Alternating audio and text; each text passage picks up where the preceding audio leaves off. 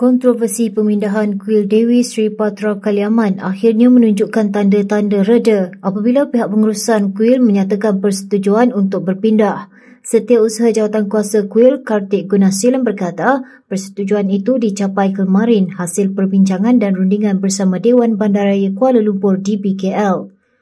Beliau juga mengucapkan terima kasih kepada semua pihak yang membantu mencapai penyelesaian itu sekaligus mengakhiri ketegangan yang berlarutan. Kami berterima kasih kepada Menteri, Wakil Rakyat dan pihak berkuasa lain yang membantu mencapai resolusi ini. Tapak baharu itu berdekatan dan dalam kawasan Jalan Masjid India serta sesuai sebagai tapak alternatif, katanya dipetik Malaysia kini. Kartik berkata satu mesyuarat antara Jawatankuasa Kuil dengan DBKL untuk memuktamadkan perkara teknikal diadakan petang semalam dan pengumuman rasmi dijangka menyusul. Dalam perkembangan yang sama, Perdana Menteri Datuk Seri Anwar Ibrahim menegaskan bahawa kontroversi tanah berhampiran Jalan Masjid India Kuala Lumpur itu mesti diselesaikan dengan baik tanpa perlu mendengar daripada penghasut.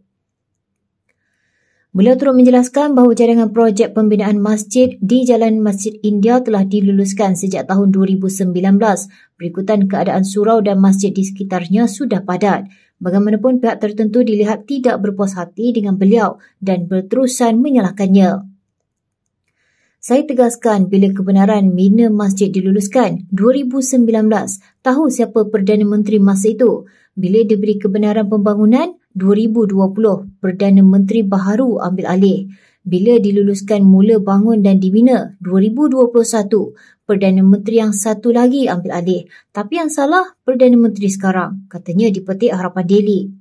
Dalam pada itu, PMS turut menegaskan majlis pecah tanah bagi pembinaan masjid di Jalan Masjid India akan diteruskan. Berucap pada sambutan Hari Polis ke-218 di Pusat Latihan Polis Pulapol pada Selasa, Ahli Parlimen Tamun itu berkata ia akan dijalankan seperti dirancang Khamis ini walaupun terdapat pandangan berbeza daripada beberapa pihak ketika ini.